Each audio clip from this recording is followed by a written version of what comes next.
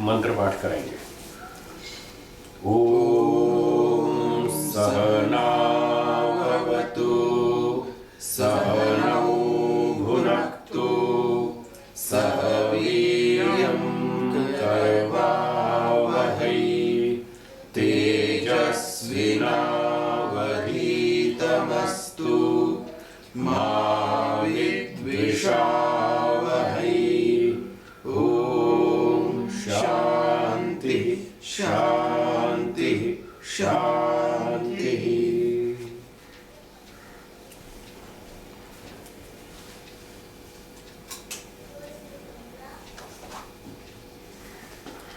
सांख्य दर्शन प्रथम अध्याय। सांख्य दर्शन के पहले अध्याय का पाठ आरंभ किया था। थोड़ा सा भूमिका के रूप में कुछ बातें दोहरा देता हूं संक्षेप से।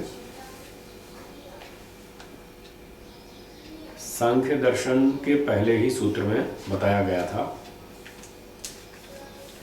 3 प्रकार के दुखों से पूरी तरह छूटना, ये जीवात्मा का सर्वोच्च लक्ष्य है, अंतिम लक्ष्य है कि वो 3 प्रकार के दुखों से पूरी तरह छूट जाए। थोड़ी थोड़ी देर के लिए तो रोज ही छूटते रहते हैं। भूख लगती है खाना खा लेते हैं, प्यास लगती है पानी पी लेते हैं, गर्मी लगती है पंखा चलाते हैं, ठंडी लगती है कंबल रजाई ओढ़ लेते हैं। तो थोड़ी थोड़ी देर के लिए तो रोज ही छूटते हैं, परंतु हम थोड़ी देर के लिए छूटना चाहते हैं या हमेशा के लिए? हमेशा के लिए। रोज रोज झंझट नहीं आना चाहिए, रोज रोज का झंझट समाप्त हो जाए, ऐसा चाहते हैं। परंतु पिछले सूत्रों में ये बताया गया यद्यपि भूख लगे तो खाना खा लो, प्रात्यायिक क्षुत प्रतिकारवत। जैसे रोज भूख लगती है, खाना खा लिया तो वो समस्या हल हो गई। ऐसे ही जितनी भी आवश्यकताएं होती हैं, हम एक एक साधन से वो पूरी करते जाते हैं और वो दुख हमारे दूर हो जाते हैं। परंतु वो 4-6 घंटे के लिए ही होते हैं। भूख लगी, खाना खा लिया, 6 घंटे की छुट्टी, 6 घंटे बाद फिर भूख लगेगी, फिर खाना पड़ेगा, इस तरह से। तो कुछ कुछ समय के पश्चात वे दुख बार बार वापस आते हैं और हम चाहते हैं कि पूरी तरह हमेशा के लिए छूट जाए। ये हमारा अंतिम लक्ष्य है, ऐसा बताया गया। तो ऋषियों ने बताया कि कपिल मुनि जी ने कि मोटे मोटे उपाय भी करते रहिए, भूख लगे तो खाना खा लीजिए, ये भी करते रहिए, पर ऐसा भी उपाय सोचिए कि हमेशा के लिए दुख छूट जाए। वो रास्ता भी ढूंढना है। तो जीवात्मा जो है वो दुखों के साथ बंधा हुआ है, दुखों के बंधन में है, ऐसा हम दार्शनिक भाषा में कह सकते हैं। जीवात्मा दुखों के बंधन में है, दुखों से बंधा हुआ, वो दुखों से छूटना चाहता है। उसके लिए ऋषियों ने ये बताया कि कोई भी समस्या हो, उसको हल करना हो तो पहले उसके कारण को ढूंढना चाहिए। ये बहुत अच्छी पद्धति है, यही ठीक पद्धति है। हाय नमस्ते। किसी भी समस्या को दूर करने के लिए पहले उसका कारण ढूंढना चाहिए, और जब कारण हाथ में आ जाए तो उस कारण को दूर कर देना चाहिए, तो वो समस्या हल हो जाएगी। उदाहरण के लिए ठंड के दिन है, दिसंबर जनवरी का महीना है और पंखा चल रहा है। आइए नमस्ते। पंखा चल रहा है, आपको ठंड लग रही है, तो आपने देखा ठंड क्यों लग रही है, पंखा चल रहा है, कारण पता लग गया ना, पंखा चल रहा है इसलिए ठंड लग रही है। तो ठंड से बचने के लिए अब क्या करेंगे? पंखा बंद कर दें, ठंड कम हो जाएगी। तो इसी तरह से जो दुखों का बंधन है हमारा, तो कपिल मुनि जी समझा रहे हैं कि उस दुखों का जो बंधन है उसका कारण ढूंढें। ये दुख क्यों आता है, उसका कारण ढूंढें और उस कारण को दूर कर दें, बस समस्या हल हो जाएगी। तो ये प्रसंग चल रहा है। तो चर्चा में ये बात उठी कि दुख इसका स्वाभाविक हो सकता है, जीवात्मा का स्वभाव से ही हमेशा से ही दुख से बंधा हुआ है।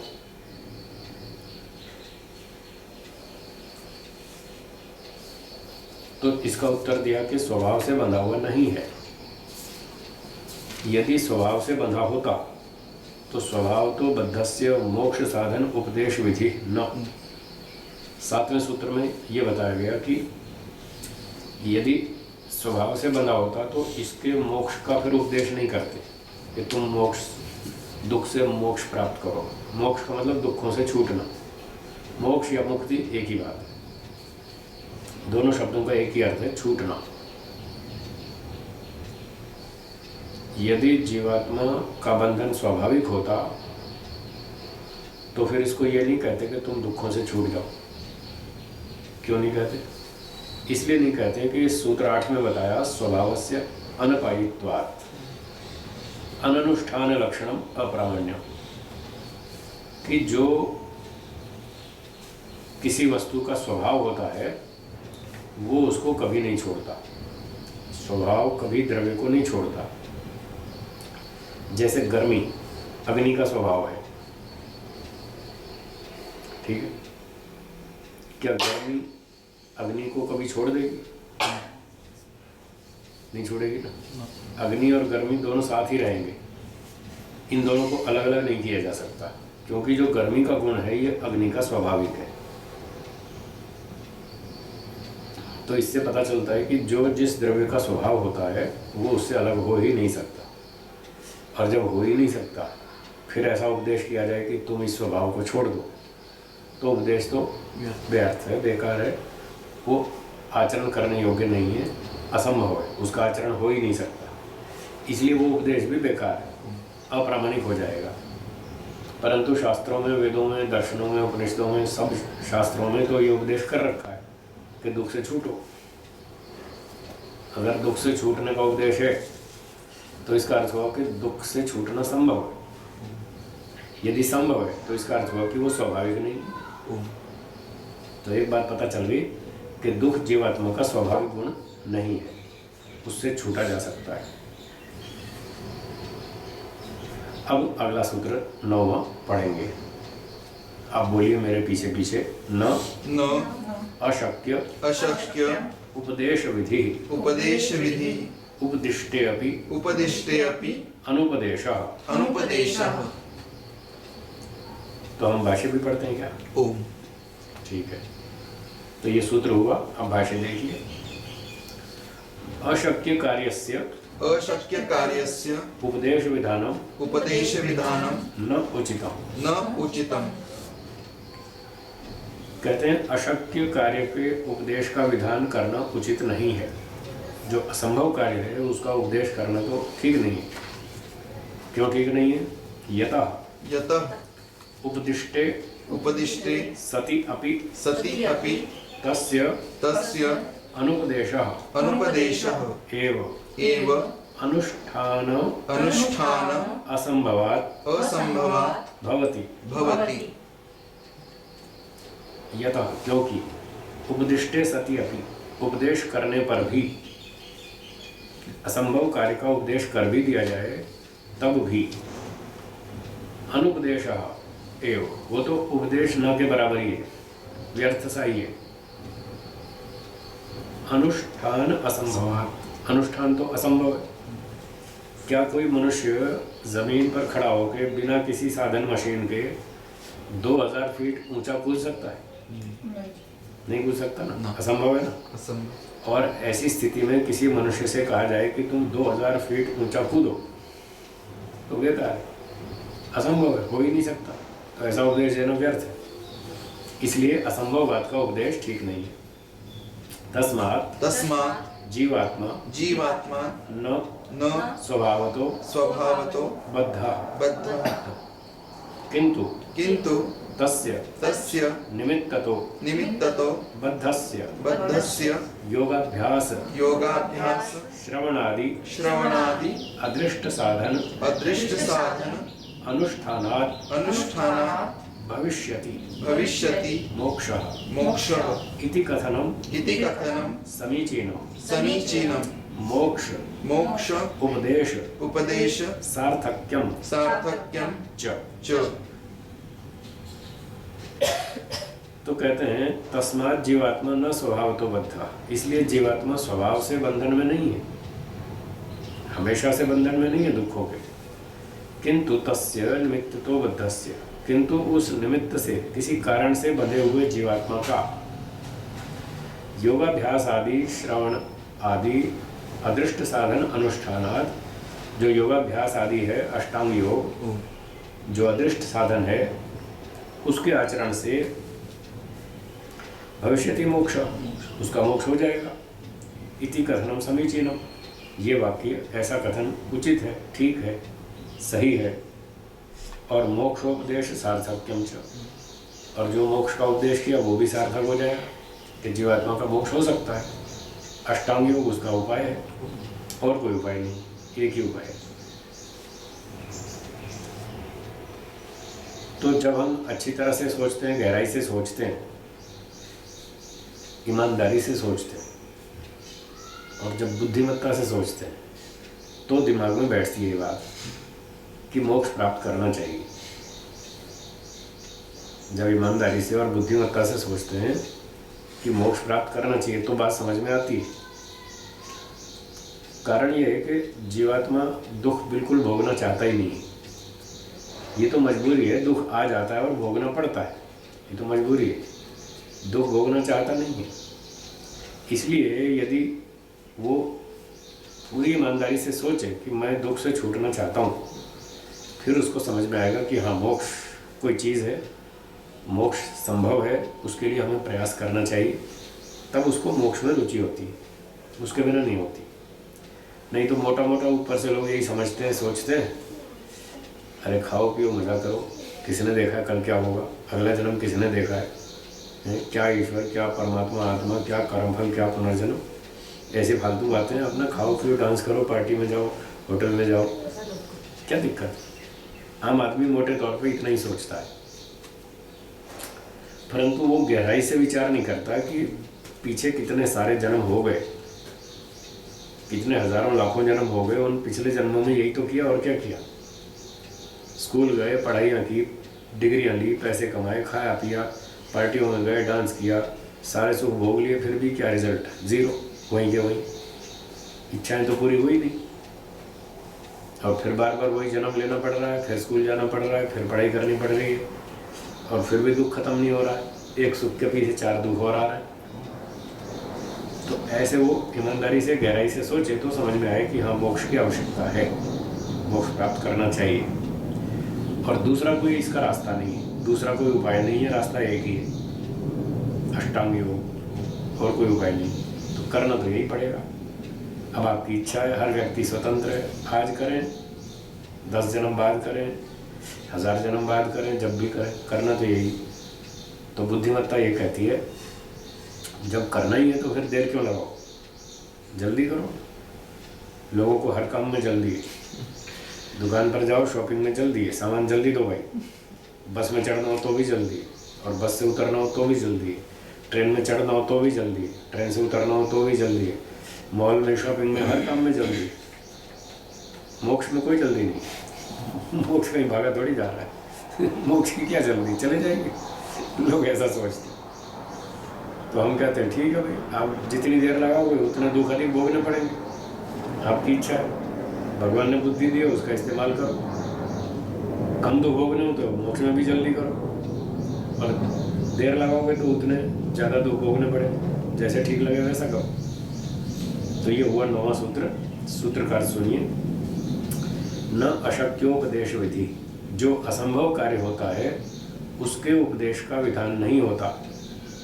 उपदिष्टे अपि अनुपदेशा, यदि कोई उपदेश कर भी दे तो वो व्यर्थ है, वो उपदेश ना के बराबर है, बेकार है।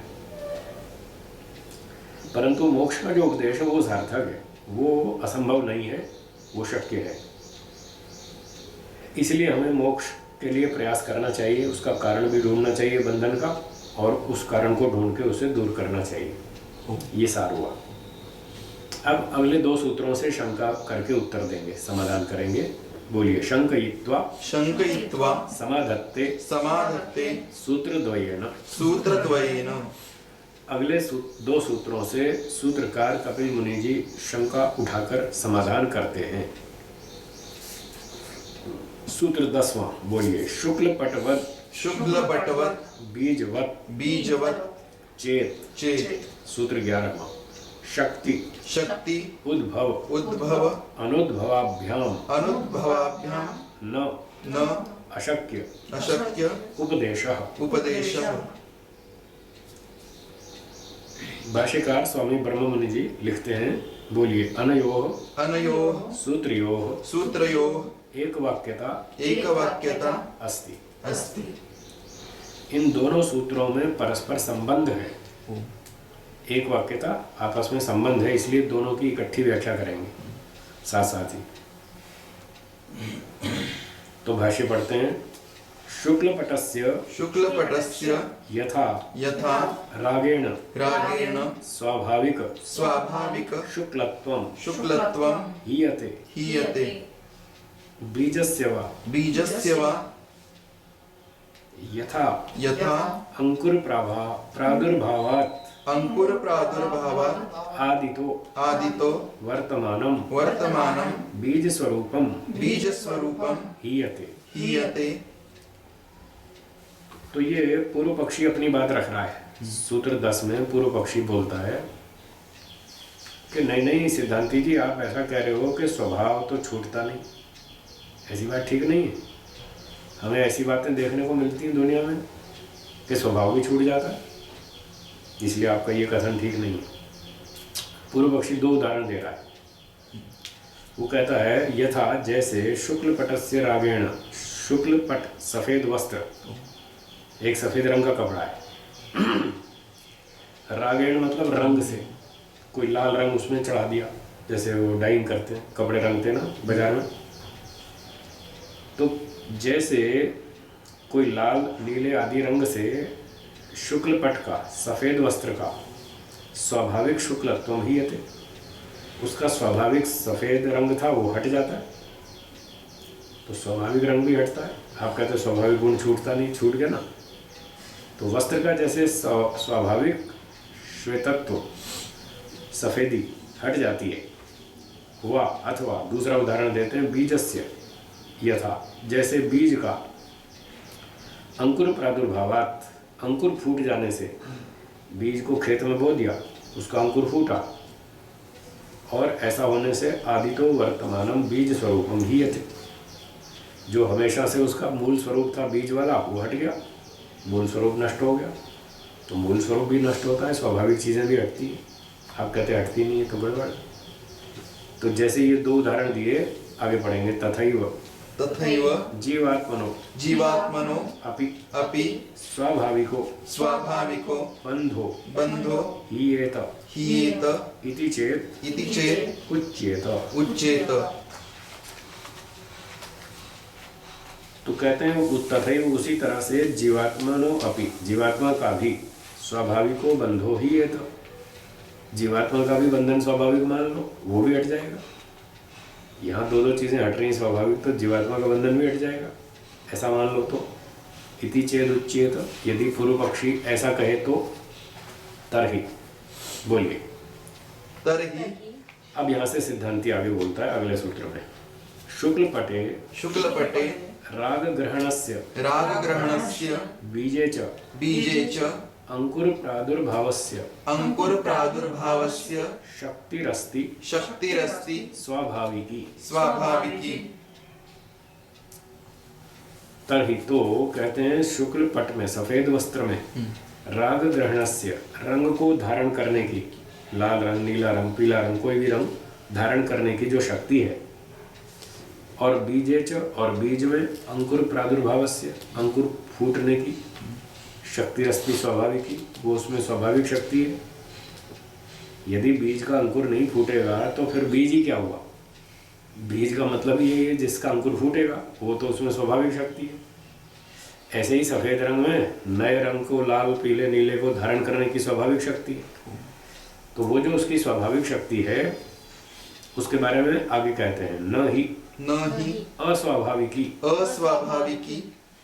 केवलम तस्याः शक्तेर उद्भवो अनुद्भवश्च दृश्यते। तो जब सफेद वस्त्र को लाल रंग से रंग दिया तो उस वस्त्र में रंग को धारण करने की अपनी एक स्वाभाविक शक्ति थी। जब रंग दिया तो वो शक्ति प्रकट हो गई, और उसने रंग को धारण कर लिया। ऐसे ही बीज में अंकुर उत्पादन की शक्ति थी, तो बीज को जमीन में बोया, अंकुर फूटा, उसकी शक्ति से, स्वाभाविक शक्ति से वो अंकुर फूट गया। तो इतनी बात है, इसमें उस शक्ति का उद्भव और अनुभव देखा जाता है। कभी शक्ति छुपी रहती है और कभी प्रकट हो जाती है। सफेद वस्त्र में पहले रंग को ग्रहण करने की शक्ति छुपी हुई थी, और जैसे ही लाल रंग से रंग दिया वो शक्ति प्रकट हो गई और लाल रंग धारण कर लिया उसने। ऐसे ही बीज में बीज की शक्ति थी अंकुर उत्पादन की, वो उसमें छुपी हुई थी। बीज को मिट्टी में बो दिया, उसकी शक्ति प्रकट हो गई और अंकुर फूट गया। इस तरह से दोनों में अपनी अपनी स्वाभाविक शक्ति है, वो अस्वाभाविक नहीं है।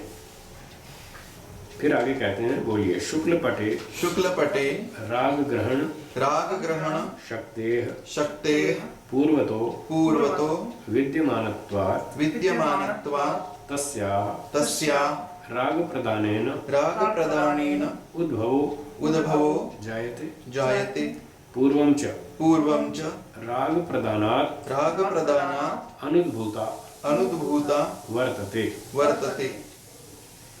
तो सफेद रंग में नए रंग को धारण करने की, ग्रहण करने की शक्ति पूर्वतः विद्यमानत्वात्, पहले से विद्यमान होने के कारण, तस्या उस शक्ति का राग प्रदानेन उद्भव जायते, तो उसको रंगाई कर देने से उसका शक्ति का उद्भव हो जाता है, शक्ति प्रकट हो जाती है। पूर्वं च राग प्रदानात् अनुद्भूता वर्तते, रंग देने से पहले वो छुपी हुई थी। बस इतनी तो बात है। इत्थमेव बीजे अंकुर प्रादुर्भाव शक्तेः पूर्वतो विद्यमानत्वात् तस्याः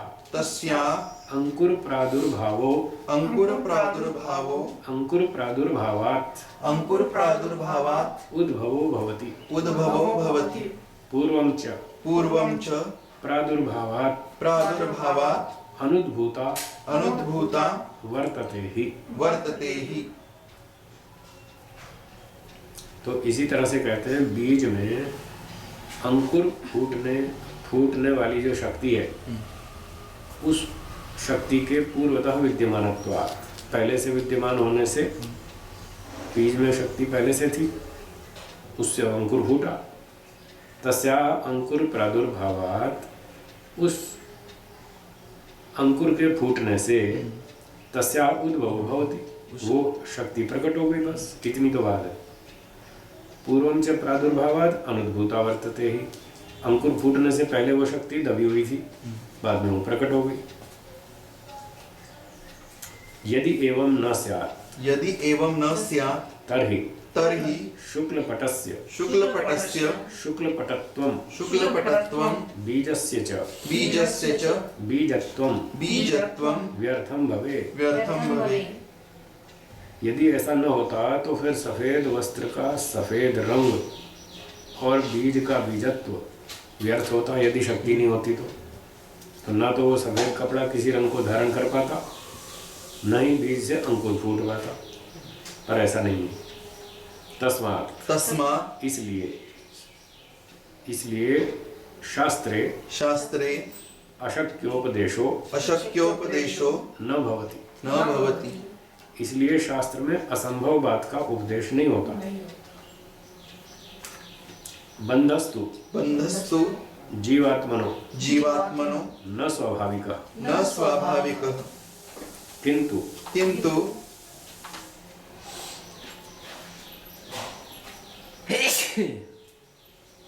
निमित्ततो अस्ति। तो कह रहे हैं जीवात्मा का बंधन तो स्वाभाविक नहीं है, बल्कि निमित्त से है, किसी कारण से, कोई ना कोई कारण है, स्वाभाविक नहीं है। स्वाभाविक होता तो हटता नहीं।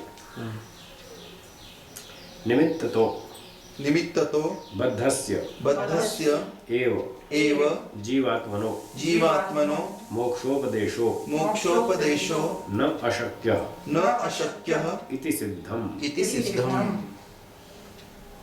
तो ये सिद्ध हुआ कि निमित्त से बंधे हुए जीवात्मा का ही मोक्ष का उपदेश ठीक है, अशक्य नहीं है, असंभव नहीं है, मतलब संभव है। जीवात्मा निमित्त से बंधा है, किसी कारण से बंधा है, इसलिए उसके मोक्ष का उपदेश करना उचित है, वो कोई गलत नहीं है। ये सिद्ध हुआ सारी चर्चा में। तो यहाँ तक तो सूत्र का भाष्य हो गया।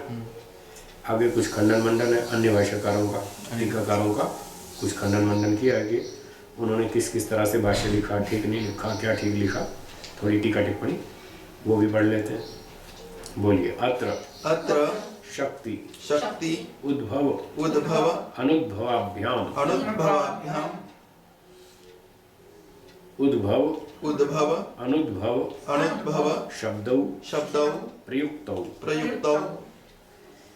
स्वामी ब्रह्म मुनि जी कहते हैं कि अत्र इस सूत्र में ये शब्द का प्रयोग है कि शक्ति उद्भव अनुद्भवाभ्याम, शक्ति का उद्भव और अनुद्भव ये दो शब्द हैं। तो यहाँ ये दो शब्द प्रयोग किए गए। आगे बताते हैं, बढ़िए। उद्भवः प्रादुर्भावः आविर्भावो वा। उद्भव का मतलब है प्रादुर्भाव होना या आविर्भाव होना, हिंदी में कहें तो प्रकट होना। ठीक है, उद्भव का अर्थ है प्रकट होना, किसी चीज का प्रकट होना, अभिव्यक्त होना, ये उद्भव शब्द का अर्थ है। तथा अनुद्भवः अप्रादुर्भावो अनाविर्भावो वा। तो जब उद्भव का अर्थ है प्रकट होना, तो अनुद्भव इससे उल्टा है, तो इसका अर्थ होगा प्रकट न होना। इसका अर्थ यही ठीक होना चाहिए, प्रकट होना और न होना, इस प्रकार से ये अर्थ होने चाहिए। इति अर्थ स्वारस्यम परित्यज्य खलु अनिरुद्ध वृत्तौ अनुद्भवः इति अस्य अभिभवः विज्ञान भिक्षु भाष्ये तस्यैव तिरोभावः इति अर्थं विधाय दग्ध बीजात् अपि अंकुर उत्पादो योगी संकल्पात् भवति इति अप्रासंगिकी योगी संकल्पना हाँ, योगी संकल्प कल्पना कृता सा खलु अयुक्ता एव। तो स्वामी ब्रह्म मुनि जी कह रहे हैं, इति अर्थ स्वारस्यम परित्यज्य, इस अर्थ की सुंदरता या वास्तविकता को छोड़कर, शब्द का अर्थ तो ठीक ठीक बनता था, अनुद्भव का अर्थ था प्रकट न होना, ये बढ़िया अर्थ था और शुद्ध अर्थ था, सही अर्थ था। इसको छोड़ दिया और इसको छोड़ के और उल्टे अर्थ ले लिए लोगों ने। क्या क्या लिए? अनिरुद्ध वृत्ति में तो अनुद्भव का अर्थ किया अभिभव। अभिभव का अर्थ होता है दब जाना। जैसे मान लो आपने सुबह 5 बजे दीपक जलाया, बाहर घर में बरामदे में रख दिया, तब अंधेरा था 5 बजे, तो दीपक जलाया तो उसका प्रकाश अंधेरे में फैल रहा पूरे बरामदे में। फिर 6 साढ़े 6 बजे सूर्य निकल आया, फिर सूर्य बढ़ गया, 7 बज गए, 8 बज गए, अब सूर्य का प्रकाश फैल गया। अब सूर्य के प्रकाश में दीपक का प्रकाश दिखेगा, अब वो दब गया, इसको अभिभव कहते हैं। सूर्य के प्रकाश में दीपक का प्रकाश दब गया, पर जब 5 बजे सूर्य नहीं था तब अच्छा चमक रहा। इस प्रकार से ये तो है अभिभव। और विज्ञान भिक्षु भाष्य में इसी शब्द का तिरोभाव अर्थ कर दिया। तिरोभाव का अर्थ भी छुप जाना है। पहले वस्तु बिल्ली दिख रही थी और हमको देख कर वो दरवाजे के पीछे छुप गई, इसका नाम है तिरोभाव। तो तिरोभाव कब हुआ? जब पहले दिख रहा था तब छुपा बाद में। और जो अभिभाव था वो भी यही था, पहले दिख रहा था और बाद में छुप गया, उसका प्रभाव फीका पड़ गया, उसका नाम अभिभाव है। परंतु ये दोनों ही अर्थ यहाँ अनुद्भव शब्द में फिट नहीं बैठते। अनुद्भव शब्द के ये तो अर्थ नहीं है, वहाँ तो है प्रकट ही नहीं हुआ, और यहाँ अभिभव और तिरोभाव में प्रकट होने के बाद छुप रहा है, इसलिए भिन्न अर्थ है। तो इन लोगों ने ठीक अर्थ नहीं किया, गड़बड़ कर दी। अनिरुद्ध वृत्ति ने भी गड़बड़ की और विज्ञान भिक्षु भाष्य में भी गड़बड़ की। इस प्रकार सही अर्थ न करके और गलत अर्थ करके दग्ध बीजात अपि अंकुरोत्पादो, ऐसा उल्टा अर्थ करके जले हुए बीज से भी अंकुर की उत्पत्ति स्वीकार की उन लोगों ने योगी के संकल्प से। योगी व्यक्ति संकल्प करे तो जले हुए बीज में से भी अंकुर फूट जाए, अभी व्यर्थ की बात है, फालतू की कल्पना जो कि हो ही नहीं सकता। इस तरह से उन्होंने अप्रासंगिक बात कही और योगी की संकल्प की कल्पना करके इस तरह से जो उन्होंने अर्थ किया वो गलत है, दोनों का ही अर्थ गलत है, वो ठीक नहीं है। आगे पढ़िए। न ही अनुद्भव शब्दः उद्भव शब्दस्य प्रतियोगी। कहते हैं अनुद्भव शब्द जो है वो उद्भव शब्द का प्रतिपक्षी नहीं है, उसका प्रतियोगी नहीं है, उसका विरोधी नहीं है। उद्भवस्तु प्रादुर्भावः आविर्भावो वा भवति। तो उद्भव का तो अर्थ होता है प्रादुर्भाव या आविर्भाव होना, प्रकट होना, उसको उद्भव कहते हैं। अनुद्भवः इति अस्य तत्प्रतियोगिना अर्थेन भवितव्यम। न ही अभिभवः तिरोभावः वा तत्प्रतियोगी।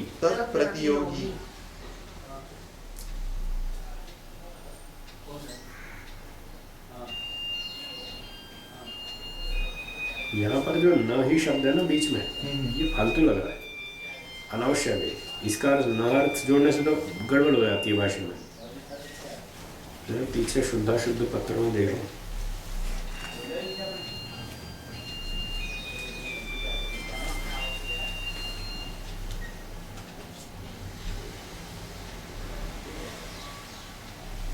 पृष्ठ कौन सा है? 4 है।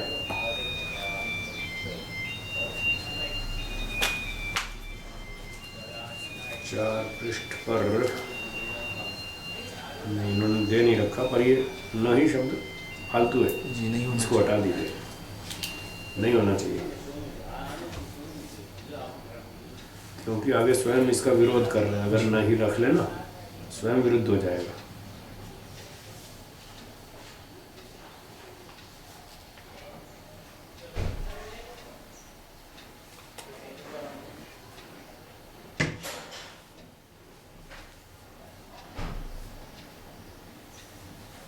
तो अब न ही को हटा करके हम अर्थ करते हैं अनुद्भव शब्द उद्भव शब्द से प्रतियोगी। ये इसका विपरीत अर्थ वाला है। तो अभी जो हमने पढ़ा था उसका अर्थ आगे बोलता हूँ। उद्भव जो शब्द है वो प्रादुर्भाव या आविर्भाव अर्थ वाला है, और अनुद्भव इसका प्रतियोगी अर्थ वाला शब्द होना चाहिए।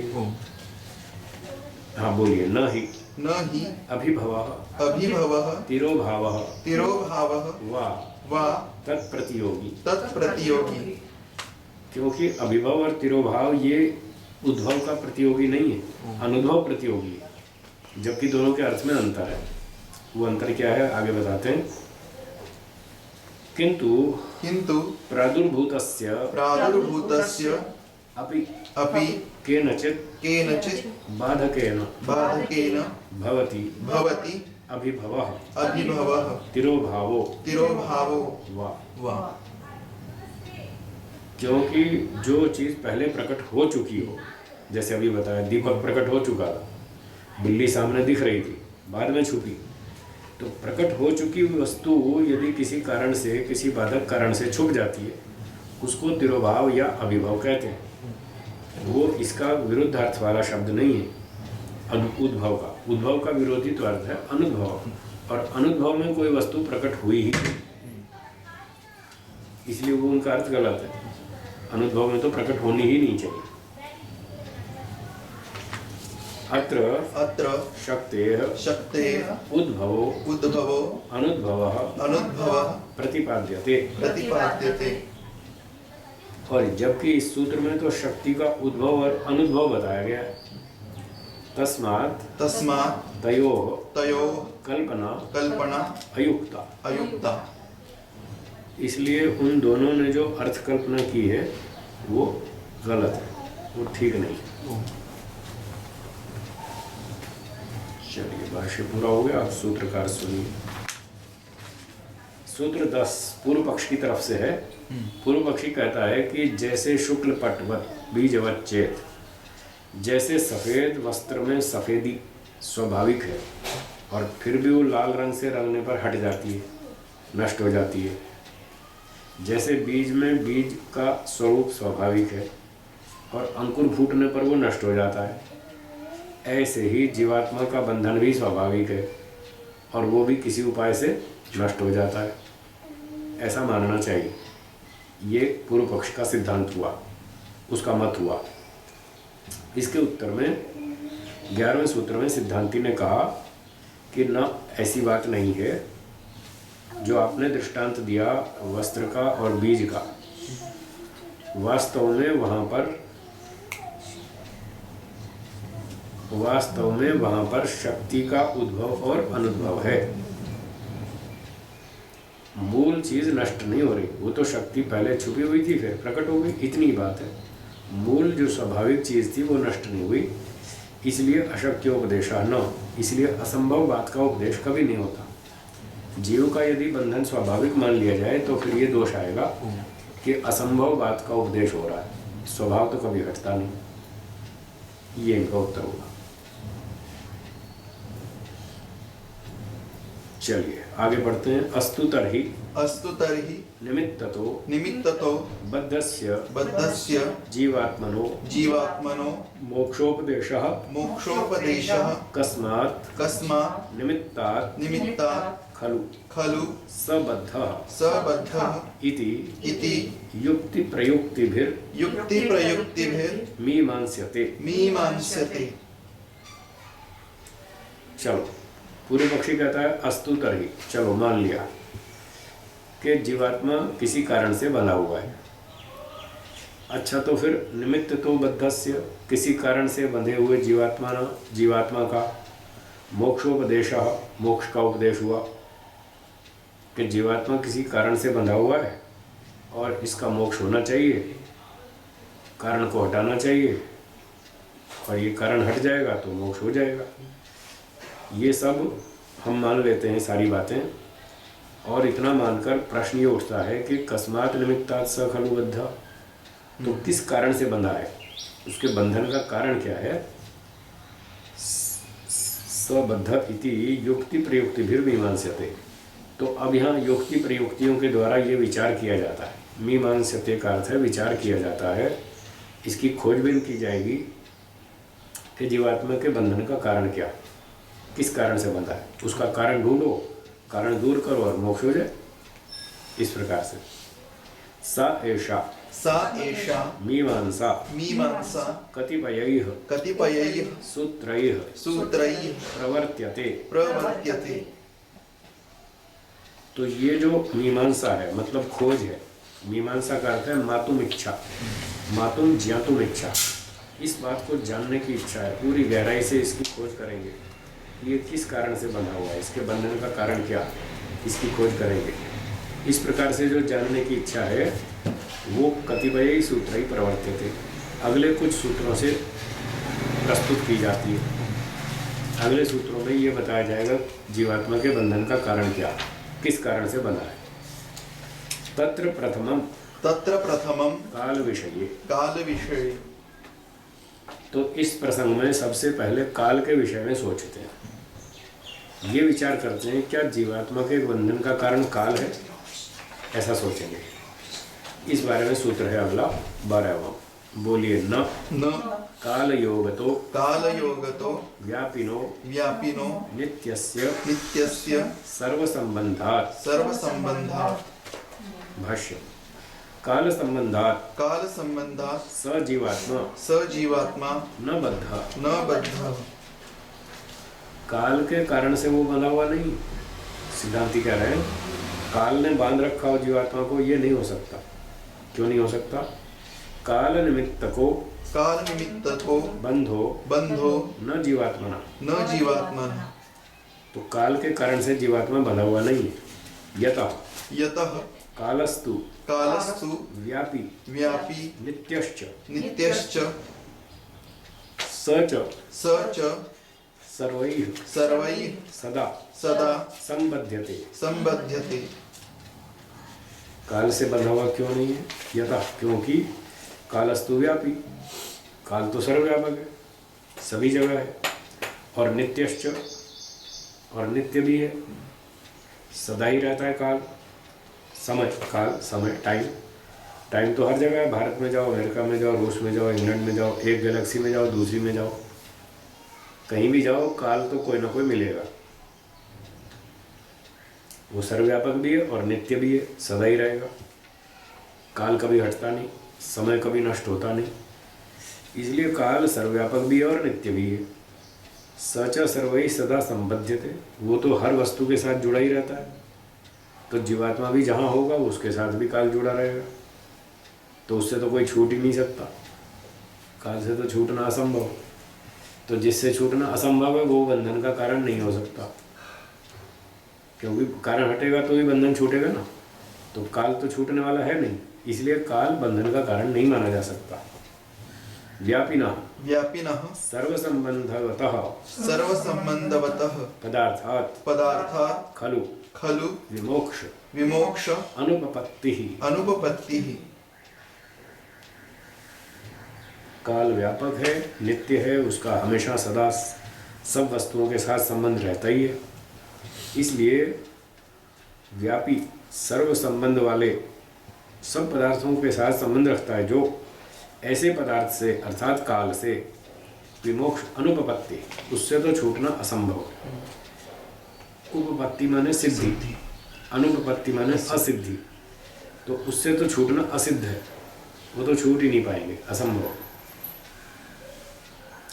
नित्यश्च स। फिर कहते हैं वो जो काल है वो नित्य भी है, व्यापक होते हुए साथ साथ नित्य भी है। न ही सो अनित्यो यत् कदाचित तेन सह संबंधो भवति कदाचित न इत्यपि न। काल जो है वो नित्य है, ऐसा तो है नहीं कभी तो काल से संबंध हो जाए और कभी छूट जाए। जब छूट गया तो फिर काल नहीं रहेगा, या तो आत्मा नहीं रहेगा या काल नहीं रहेगा। दो में से एक को तो मरना पड़ेगा, एक को तो अनित्य होना पड़ेगा, तभी तो संबंध टूटेगा। अब काल भी नित्य है, सदा रहता है, आत्मा भी नित्य है, वो भी सदा रहता है, उससे तो पीछा छूट ही नहीं सकता, असंभव। इसलिए काल बंधन का कारण नहीं हो सकता। आखिरी वाक्य में इसका उपसंहार करते हैं, तस्मात् काल निमित्ततो बंधो न यतः ततो। ये ताम शब्द यहाँ भी फालतू है, इसको भी हटाना है, अनर्थक है, इसका कोई मतलब नहीं है।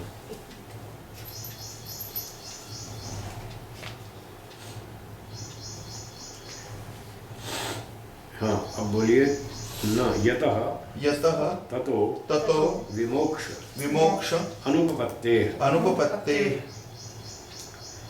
तो तस्मात इसलिए काल निमित्त तो बंधो न, इसलिए काल के निमित्त से जीवात्मा बंधा हुआ नहीं है। यतः ततो विमोक्ष अनुपपत्ते, क्योंकि काल से मोक्ष होना असंभव, काल से छूट ही नहीं सकते। मोक्ष में जाओ तब भी काल रहेगा, पांच बंधन में तब भी काल है, काल तो सदा ही रहेगा, इसलिए उससे छूटना असंभव है। जिस चीज़ से छूटना असंभव है वो बंधन का कारण नहीं हो सकती, क्योंकि फिर उससे छूट ही नहीं पाएंगे तो बंधन कैसे छूटेगा। अब इस सूत्र का अर्थ सुनिए 12वें का। न काल योग तो, जीवात्मा काल के संबंध से बंधा हुआ नहीं है, काल के कारण से बंधा हुआ नहीं है, क्योंकि व्यापिनो नित्यस्य सर्व संबंधात, जो व्यापक द्रव्य होता है और नित्य भी होता है उसका सदा ही सब पदार्थों से संबंध बना ही रहेगा, उससे संबंध छूटेगा ही नहीं, इसलिए काल बंधन का कारण नहीं है।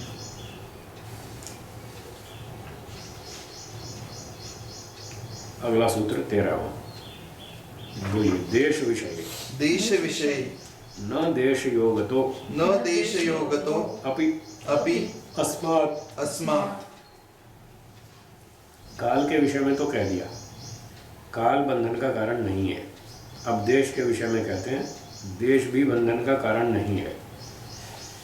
एक बात ध्यान देने की है, सामान्य हिंदी बोलचाल की भाषा में हम देश का अर्थ समझते हैं भारत, चीन, जापान, रूस, अमेरिका, ठीक है, कंट्री, नेशन, उसको देश बोलते हैं। परंतु संस्कृत भाषा में देश शब्द का ये अर्थ तो है ही, भारत, चीन, जापान आदि ये तो है ही। इसके अलावा देश शब्द का अर्थ होता है स्थान, छोटे से छोटा स्थान, 1 मिलीमीटर स्थान, उसका नाम भी देश है संस्कृत भाषा में। तो अब देश के बारे में कहते हैं, थोड़ी आवाज कम कर,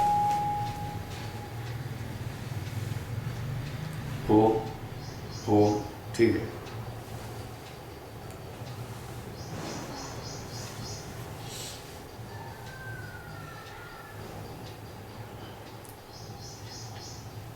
सूत्र 13, बोलिए। न देश योगतो, देश योगतो अपि अपि अस्मात्, अस्मात्।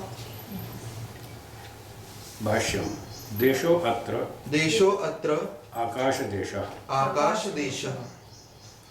देश शब्द से अभिप्राय यहाँ पर है आकाश, स्थान, खाली स्थान, कोई भी छोटा सा स्थान हो वो भी देश है, और वो आकाश को ही देश कहते हैं, खाली स्थान। आकाश रूप, आकाश रूप देश संबंधात, देश संबंधात् अपि न जीवात्मा बद्धो। बद्धो।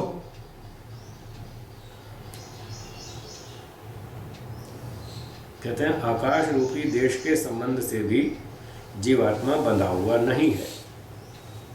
यत् आकाश देशात् तस्य विमोक्ष उपदेशः स्यात्।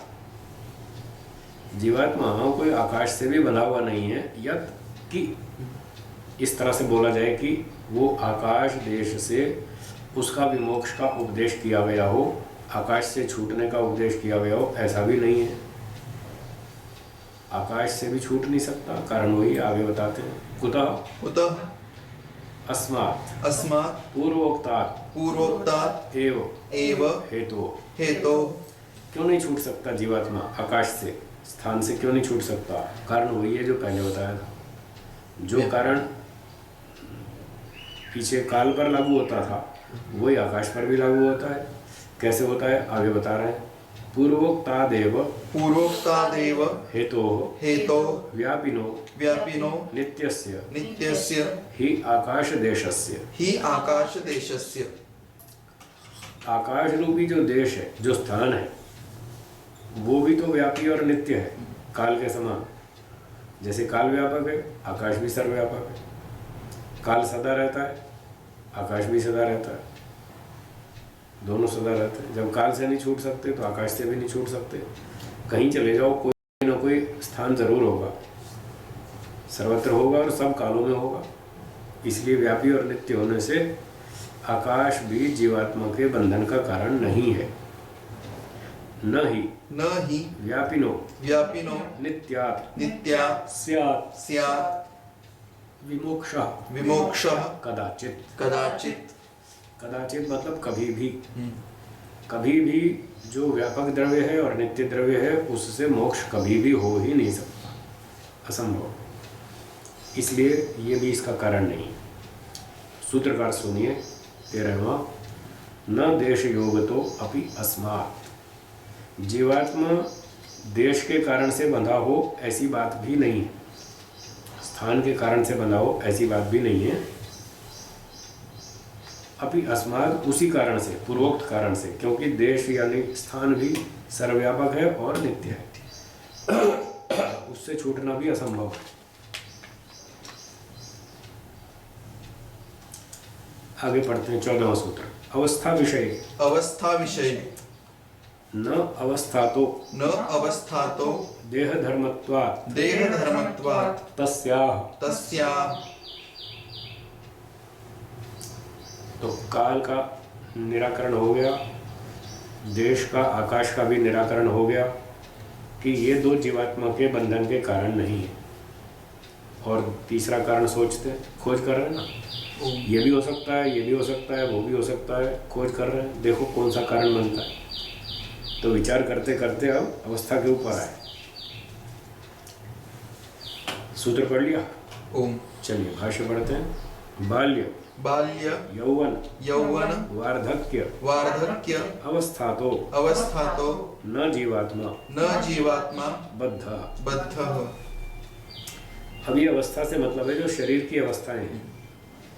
एक बाल्यावस्था है, फिर यौवन अवस्था है, फिर वृद्धावस्था है। ऐसे शरीर में अनेक अवस्थाएं आती रहती हैं। तो बाल्य यौवन वार्धक्य अवस्था तो अभी जीवात्मा बद्ध न, जीवात्मा इन अवस्थाओं के कारण भी बंधा हुआ नहीं। कुतः कुतः क्यों नहीं है? तस्या तस्या बाल्यादि बाल्यादि रूपाया रूपाया अवस्थाया अवस्थाया खलु खलु देह धर्मत्वात्। देह धर्मत्वात्। ये जो अवस्थाएं हैं, बचपन, जवानी, बुढ़ापा आदि आदि, ये तो शरीर के धर्म है। ये तो बचपन जवानी तो शरीर में आती है ना, बुढ़ापा आदि तो शरीर में आता है। आत्मा तो इनसे अलग है। आत्मा में तो ये अवस्थाएं होती नहीं। देहे ही देहि ही बाल्यादि बाल्यादि अवस्था अवस्था परिणामो परिणामो अवतिष्ठते। अवतिष्ठते। शरीर में ही बाल्य आदि अवस्था का परिवर्तन होता रहता है, परिणाम होता रहता है। देहश्च हाँ देहश्च देहश्च प्राप्यते प्राप्यते बंध अनंतरम। बंध अनंतरम। देह तो मिला बंधन होने के बाद, और अवस्थाएं हुई शरीर के बाद। उस शरीर में तो बंधन तो पहले हो चुका, तो किसी भी चीज का कारण उससे पूर्व होना चाहिए, बाद में नहीं। अवस्थाएं तो बाद में आई, जो चीज बाद में आती है वो कारण नहीं हो सकती। किसी भी चीज का कारण उस वस्तु से पहले होना चाहिए। इसलिए शरीर की अवस्थाएं बंधन का कारण नहीं हो सकती, ये तो बंधन के बाद की चीज। तस्मात् तस्मात् तथा कृत्वा तथा कृत्वा अपि अपि मोक्षोपदेश मोक्षोपदेश अनवसरः। अनवसरः।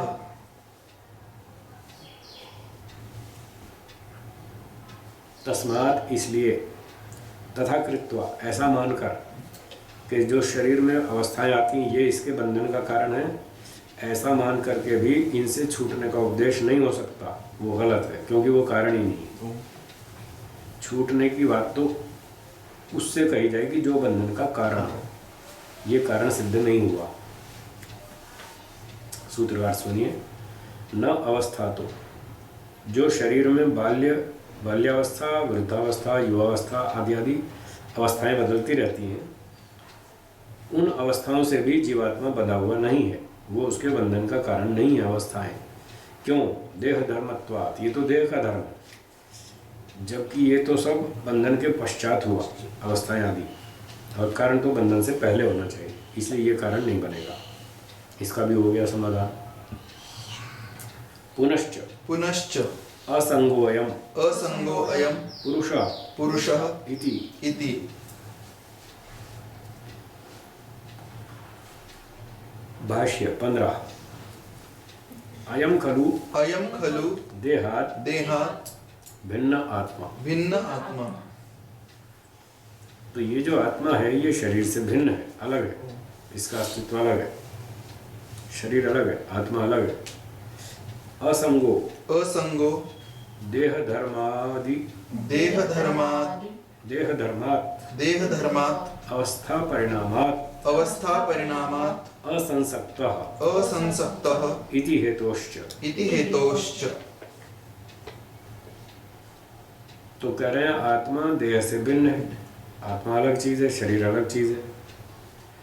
असंगो देह धर्मात् अवस्था परिणामात्। अब जीवात्मा इस देह के जो परिणाम हैं, अलग अलग अवस्थाएं, युवावस्था, जो बुढ़ापा आदि आदि, बाल्यावस्था, इन सब से तो वो असंसक्त है, असंबद्ध है। आत्मा का इससे कोई लेना देना नहीं है। इति हेतोश्च, और इस कारण से। तथा च असंगो ही अयम पुरुषः इति साक्षात् श्रुतौ पठ्यते।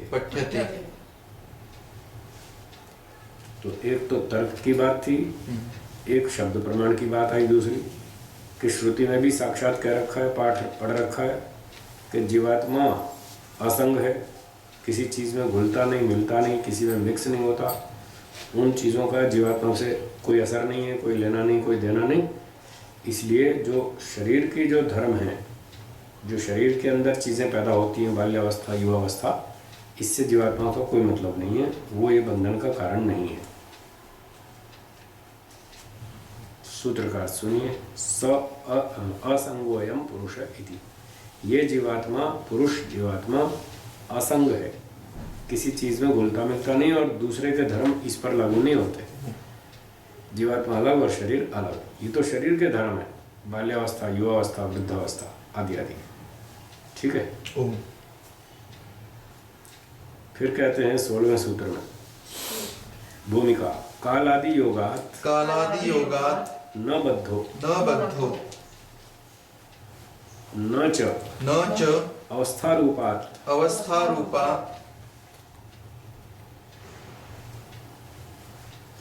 न च अवस्था रूपात् देह धर्मात् बद्धः तर्हि कर्मणा बद्धस्या।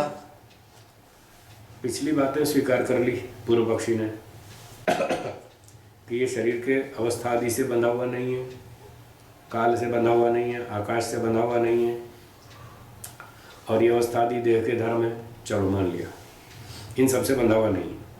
और अगली आशंका और अगला विचार ये है, तर्हि कर्मणा बद्धस्या, तो ये मान सकते हैं कि शायद ये शरीर के कर्मों से बंधा हुआ हो, यानी जीवात्मा के बंधन का कारण कर्म को मान लिया जाए। यहाँ कर्म से मतलब है जो हम हाथ से लेना देना करते हैं, कोई वस्तु ली किसी से, कोई वस्तु दी, पाँव से चले, आँख से देखा, कान से सुना, जो हम शरीर इंद्रियों से कर्म करते हैं, क्या इन कर्मों के कारण जीवात्मा शरीर में बंधा है? ये प्रश्न है। अत्रोच्यते, इसका उत्तर देते हैं सूत्र 16, न कर्मणा अन्य धर्मत्वा अति प्रसक्तेश्च। तो कहते हैं भाई पूर्व पक्षी,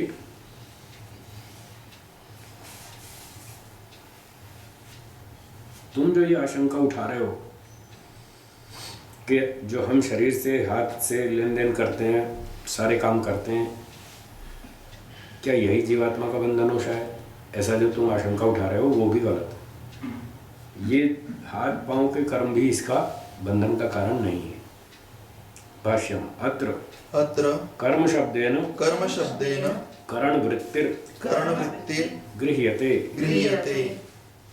तो यहाँ इस सूत्र में जो कर्म शब्द का प्रयोग हुआ, उस कर्म शब्द से करणों की वृत्ति ग्रहण करना चाहिए। अर्थ करण मैंने हाथ पांव आदि इंद्रियां, और इनकी वृत्ति है लेन देन, व्यापार, बोलना चालना। तो यहाँ कर्म से ये अभिप्राय लेना चाहिए, इसका खंडन कर रहा है। कि ये कर्म जो है हाथ से लेन देन आदि, ये बंधन का कारण नहीं है। कर्म कार्यम व्यवहारः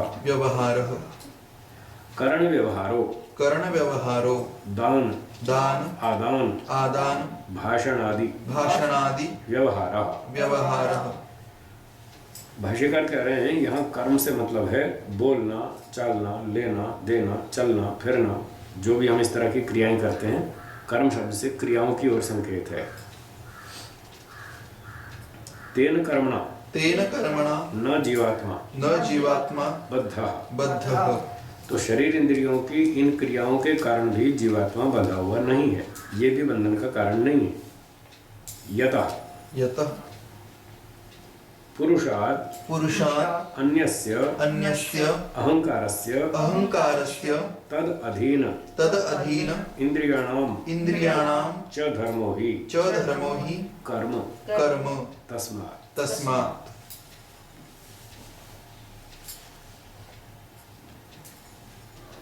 तो कह रहे हैं कि जीवात्मा जो इन शरीर इंद्रियों से कर्म करता है और ये इंद्रियां अपना अपना काम करती हैं, और एक अहंकार भी है। एक अहंकार नामक पदार्थ है जो हमारा मन का साथी है, उसका आंतरिक पुर्जा है, अंतःकरण भी बोलते हैं।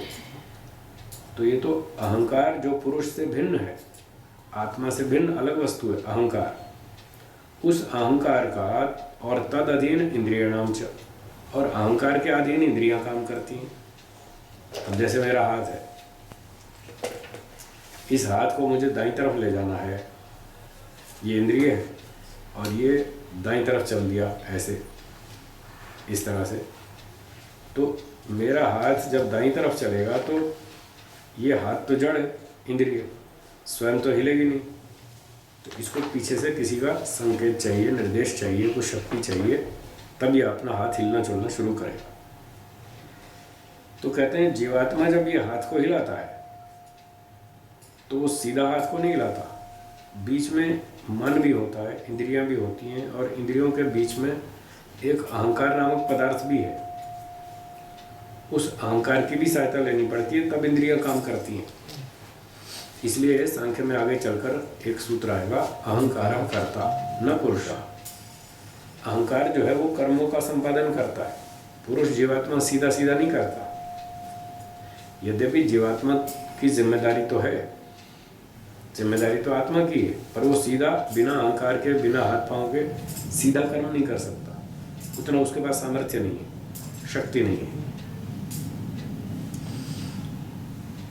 तो इसलिए कहा कि तेन कर्मणा न जीवात्मा बद्धः, उस कर्म से भी जीवात्मा बंधा हुआ नहीं है, क्योंकि अहंकार जो है वो पुरुष से भिन्न वस्तु है, उसके अधीन इंद्रियों का वो कार्य है।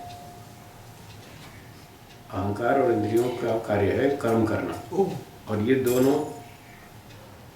पुरुष के अधीन है, आत्मा के अधीन, जबकि उससे भिन्न है। तस्मात्, इसलिए। आगे पढ़ते हैं। तथा अति प्रसक्तेश्च अति प्रसंग दोषादपि अन्य धर्मेण बंध स्वीकारे मुक्तानामपि बंध प्रसंगः आपत्स्यते तत्र अन्य धर्मस्य बंध हेतुत्व सामान्यात्। कहते हैं तथा, एक तो पिछला हेतु हो गया ना कि कर्म करे कोई और दंड भोगे कोई, ये तो ठीक नहीं है ना। बंधन हो किसी और का, कर्म करे कोई और, ये तो ठीक नहीं है। अब कर्म तो शरीर इंद्रियां और अहंकार आदि कर रहे हैं, तो जीवात्मा का बंधन क्यों हो? जो करे सो भरे, वो तो कर ही नहीं रहा। तो फिर जो कहते हैं अहंकार कर्ता न पुरुषा, उसका उत्तर दे रहे हैं, मतलब अहंकार कर्म करने वाला है तो जीवात्मा तो है ही नहीं, तो वो क्यों बंधे? इसका अर्थ है कि सीधा सीधा जीवात्मा ने नहीं किया, जिम्मेदारी जीवात्मा की। सीधा सीधा तो मन इंद्रिया अहंकार आदि करते हैं, फिर इस पक्ष में एक और दोष आता है, तथा जो हमने अभी पढ़ा कि अति प्रसंग दोषादपि, इसमें अति प्रसंग दोष भी आएगा। क्या दोष आएगा? अति प्रसंग। अन्य धर्मेण बंध स्वीकारे मुक्तानाम अपि बंध प्रसंग आपत्स्यते। तो कर्म तो करेंगे बद्ध जीवात्माएं, और नियम ये मान लिया गया कि करे कोई और भरे कोई। इंद्रियों शरीर आदि से कर्म हो रहे हैं और जीवात्मा बंध रहा है। यदि ऐसा माना जाए तो सार क्या निकला? करे कोई और भरे कोई। ऐसी स्थिति में करेगा जीवात्मा बंधन वाला और फंस जाएगा मुक्ति वाला। करे कोई भरे कोई, क्या ये ठीक है? ये तो ठीक नहीं है ना। इसलिए ये बात ठीक नहीं मानी जा सकती कि शरीर इंद्रियां कर्म करें और बेचारा जीवात्मा बंध जाए। इसलिए ये मानना ठीक नहीं।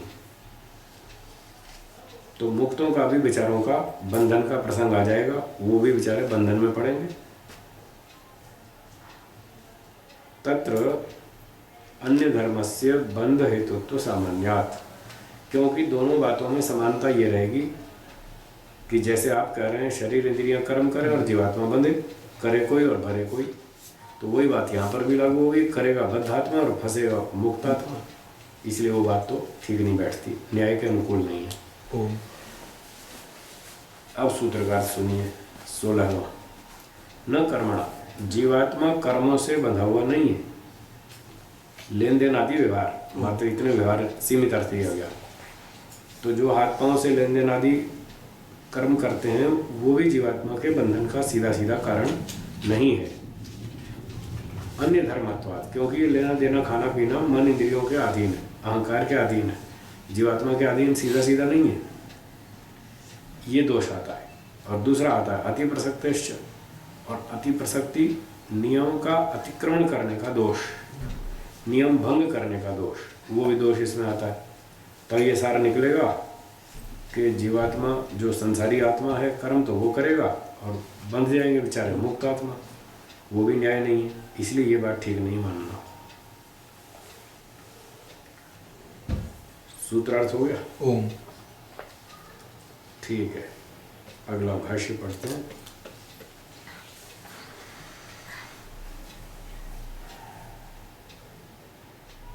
अथ अन्यो अयम अर्थ। अक्षर छोटे हैं, मुझे बड़े करने पड़ेंगे। चश्मा लगा लो, अब ठीक पड़ा जाएगा। अथ अन्यो अयमपि दोषो अन्य धर्मस्य बंध हेतुत्वे किल उपतिष्ठते। तो कहते हैं अन्य धर्मस्य बंध हेतुत्वे, अन्य के धर्म से अन्य बंध जावे। कर्म करे कोई, फल भोगे कोई, बंधन हो किसी और का, ऐसा मानने पर अयम अन्योपि दोषो उपतिष्ठते। निश्चित, किल माने निश्चय से, निश्चय से ये एक और दोष भी आएगा। इस पक्ष में ये भी दोष आएगा। सूत्र 17। विचित्र भोग अनुपपत्ति अन्य धर्मत्वे। भाष्य। अन्य धर्मस्य फल हेतुत्व स्वीकारे संसारे विविध भोगानाम अयुक्तता स्यात्। यदि ये माना जाए कि अन्य के धर्म का फल अन्य भोगे, अन्य धर्म से फल हेतु तो स्वीकार है, एक व्यक्ति के फल का कारण दूसरे व्यक्ति का कर्म माना जाए, यदि ऐसा माने तो दोष ये आता है कि संसार में विविध भोगानाम अयुक्तता स्यात्। ये जो तरह तरह के भोग प्राप्त हो रहे हैं ये नहीं होंगे, फिर ये होने ही नहीं चाहिए। ये तो अयुक्त हो जाएगा, अनुचित हो जाएगा। यदि ये मान लिया जाए कि करे कोई और भरे कोई, ऐसा मानने पर एक ही जीवात्मा सारे कर्म कर लेगा और सभी जीवात्माओं को उसका फल मिल जाएगा, क्योंकि नियम तो है ना, करे कोई और भरे कोई, तो एक ही कर लेगा कर्म, बाकी सबको उसका फल मिल जाएगा। यदि सबको उसका फल मिल जाए, कर्म एक करे और फल सारे भोगे, तो फिर सबको एक जैसा ही फल मिलेगा। तो ये जो अलग अलग जो फल दिख रहे हैं, कोई गाय है, कोई घोड़ा, कोई कुत्ता, कोई बिल्ली, कोई मनुष्य, कोई पशु, कोई पक्षी, किसी को अच्छा खाना मिल रहा है, किसी को मध्यम स्तर का, किसी को घटिया स्तर का, ये जो भिन्नता है भोग में, फिर ये नहीं हो सकती। ये तभी हो सकती है जब अपने अपने कर्म का फल अपने अपने हर व्यक्ति को अलग अलग मिले, क्योंकि कर्म सबके अलग अलग है, एक जैसे नहीं है सबके कर्म, इसलिए फल भी सबके अलग अलग है। ये तभी हो सकता है जब स्वयं किए कर्मों का फल स्वयं को मिले। दृश्यन्ते खलु दृश्यन्ते खलु केचित् बहुसुखिनः केचन अल्पसुखिनः केचित् सुखहीनाः केचित् महादुखिनः तथा केचित् पूर्णांगा केचन विकलांगा गलितांगाश्च इत्येते विविध भोगा न उपपद्येरन्। हम तो यहाँ देखते हैं संसार में दृश्यन्ते खलु केचित् बहुसुखिनः, कुछ लोग तो बहुत सुखी दिखते हैं दुनिया में, कोई समस्या ही नहीं, खाओ पियो, भगवान का भजन करो, मस्त रहो, देश की सेवा करो, परोपकार करो, अच्छे काम करो और सदा प्रसन्न रहो। तो कुछ तो लोग ऐसे दिखते हैं लोगों में संसार में। केचन अल्प सुखी ना, कोई इतना सुखी तो नहीं है, थोड़ा कम सुख वाले, वो भी अच्छी तरह खा पी रहे हैं, अपना काम धंधा कर रहे हैं और सब भगवान भजन भी कर रहे हैं, ज़्यादा नहीं थोड़ा ही सही, कुछ तो वो भी सुख से जी रहे हैं। और केचित सुख ही ना, कई ऐसे बेचारे उनको सुख मिल ही नहीं, बस दाल रोटी खा के अपना सो जाते हैं, जैसे मजदूर लोग ताज़ा कमाते हैं, खा पी के अपना रात को सो जाते हैं, इनको बहुत अच्छे ऊंचे सुख नहीं। केचन महादुखी ना, कई तो बहुत ज़्यादा दुखी हैं, रोगी हो गए, डायबिटीज़ हो गई, आर्थराइटिस हो गया, सर्वाइकल हो गया, पता नहीं क्या क्या रोग आ जाते हैं, और भोजन ठीक से पचता नहीं, नींद आती नहीं, टेंशन बहुत रहती है, हाई ब्लड प्रेशर हो गया है, हार्ट की भी समस्या है, तो बहुत सारे बेचारे दुखी लोग भी दिखते हैं। तथा केचित पूर्णांगा, कुछ लोग पूर्णांग वाले दिखते हैं, शरीर ठीक ठाक है पूरा, और केचन विकलांगा गलितांगाश्चेति, कोई विकलांग दिखते हैं जिनके हाथ पांव टूट गए, कट गए युद्ध में या एक्सीडेंट में, और कुछ गलितांगा, कोई रोग लग गया, अंग गल गया तो वो काटना पड़ा, जहर फैल गया, जैसे क्या कुष्ठ रोग होता है, उसमें काटना पड़ता है, नहीं तो मर जाएगा आदमी, सारा शरीर बेकार हो जाएगा। तो इस प्रकार के गलित अंग और विकलांग लोग बहुत सारे मिलते हैं देखने को, और कुछ लोग पूरे सुखी दिखते हैं। इति विविध भोगा न उपपद्येरन्, इस प्रकार के जो अलग अलग भोग हैं ये फिर सिद्ध नहीं हो सकते। यदि एक के कर्म से सबको फल मिल जाए तो उस स्थिति में या तो अन्यस्य, बोलिए, यतो अन्यस्य कृतकर्मणः फलम अन्यः चेत् भुञ्जीत।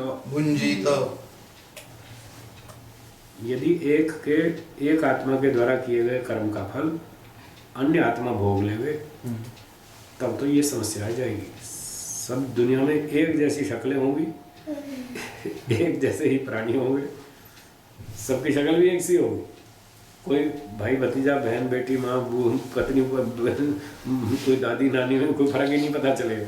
एक कर्म कर लेगा, सबके शरीर वैसे ही हो जाएंगे, सारे बराबर सुखी होंगे या सारे बराबर दुखी होंगे, सबका एक जैसा हो जाएगा, वो तो दिखता नहीं, इसलिए ये बात ठीक नहीं। सूत्रार्थ सुनिए 17 का। विचित्र भोग अनुपपत्ति, ये जो अलग अलग भोग दिख रहे हैं, सुखी दुखी होना आदि, पशु मनुष्य आदि, ये फिर नहीं हो पाएंगे अन्य धर्मत्व। यदि एक के धर्म से दूसरे को फल मिल जाए, तो एक के कर्म से दूसरे को फल मिल जाए तो ये दोष आएगा, तो ये बात भी कैंसिल हो गई, ये भी बंधन का कारण नहीं है। अगला सूत्र 18वां देखिए। प्रकृति निबंधनात् चेत् न तस्यापि पारतंत्र्यम।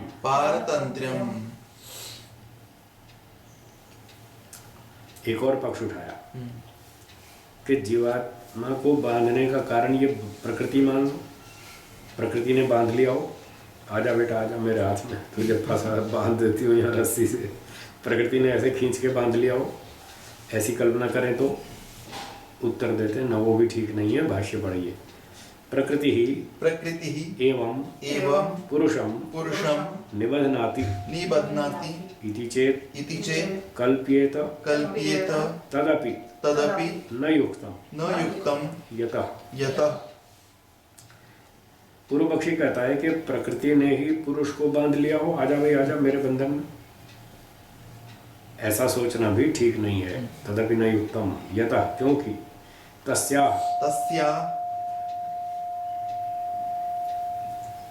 प्रकृतेरपि पारतंत्र्यम अस्ति। प्रकृति जीवात्मा को स्वयं बांध ले, ये भी नहीं हो सकता। मान लो यहाँ एक रस्सी पड़ी है, वो जड़ है या चेतन? जड़।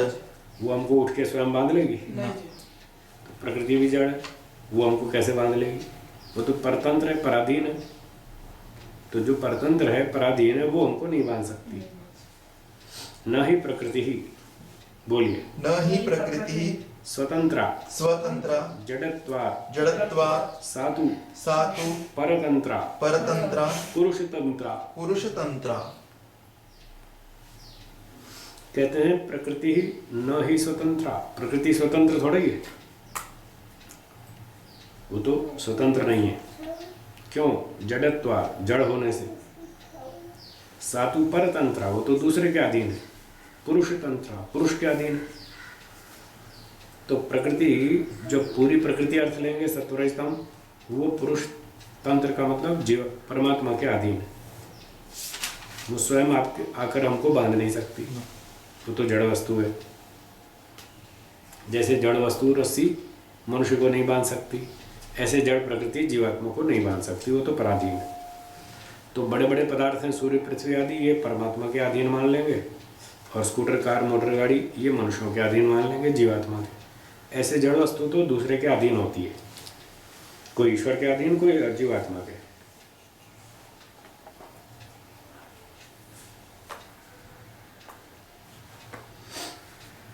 सूत्र 18 का अर्थ हुआ प्रकृति निबंधनात् चेत्। यदि कोई कहे कि प्रकृति के कारण से जीवात्मा बंध गया हो, तो कहते हैं सिद्धांती न, ऐसा नहीं। प्रकृति ने स्वयं आकर के जीवात्मा को नहीं बांध लिया। तस्यापि पारतंत्र्यम, वो तो पराधीन है, स्वयं बेचारी, स्वयं कुछ नहीं कर सकती, वो कैसे बांध लेगी जीवात्मा को? ठीक है। ओम।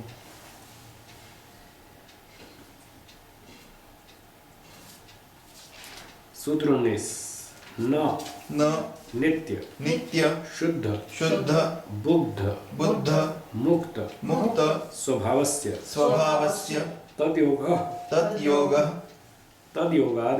तद्योगाद्रिते।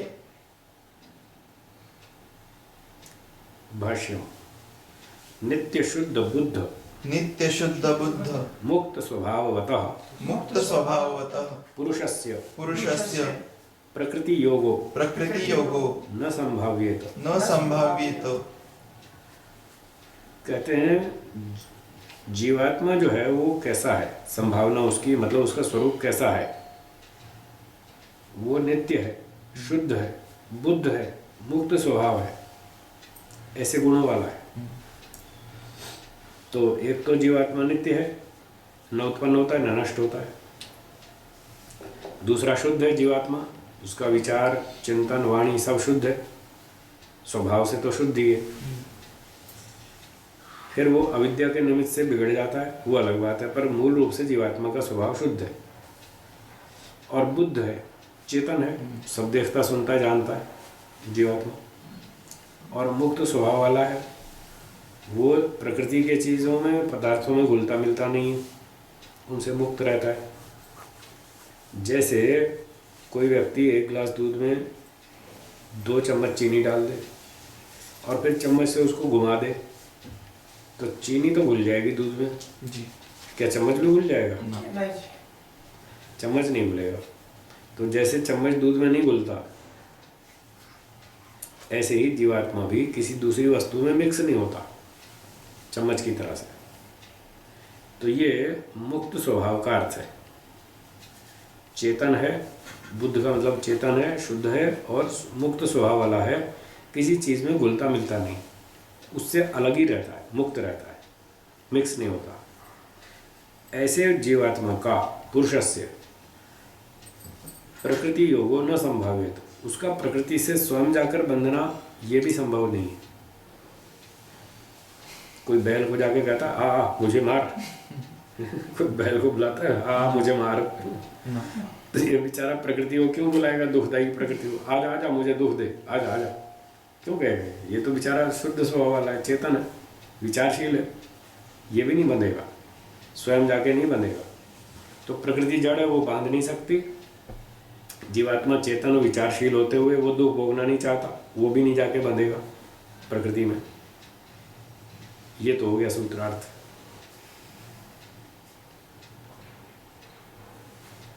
हाँ, आगे पढ़ते हैं। तद योगा इति अत्र तत्शब्देन पूर्वसूत्र प्रकृति अभिप्रेयते। तो इस सूत्र में जो तद योग शब्द आया 19 में, इति अत्र, यहाँ इस सूत्र में जो तत् शब्द है, तद योगेन में तद योगा, इसमें जो तत् शब्द है उस शब्द से पूर्व सूत्र में प्रसंग में चली आ रही प्रकृति को कहना अभीष्ट है। अर्थात प्रकृति के बारे में कह रहे हैं। एवं पूर्व सूत्रे प्रकृतेः पुरुषेण सह योगो निराकृतः तस्याः परतंत्रत्वात्। तो इस प्रकार से पूर्व सूत्र में यानी 18वें में प्रकृति का पुरुष के साथ योग का खंडन किया कि प्रकृति स्वयं आकर जीवात्मा को बांध ले, ऐसा नहीं हो सकता, वो तो जड़ है। जड़ वस्तु किसी को नहीं बांध सकती अपनी इच्छा से, इच्छा है ही नहीं उसमें।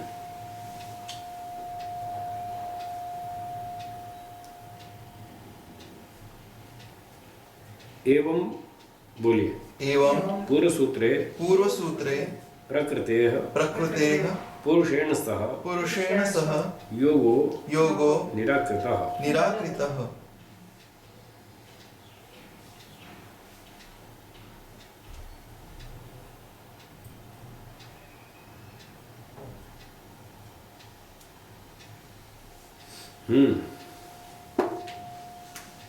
तो कह रहे थे इस प्रकार पूर्व सूत्र में प्रकृति का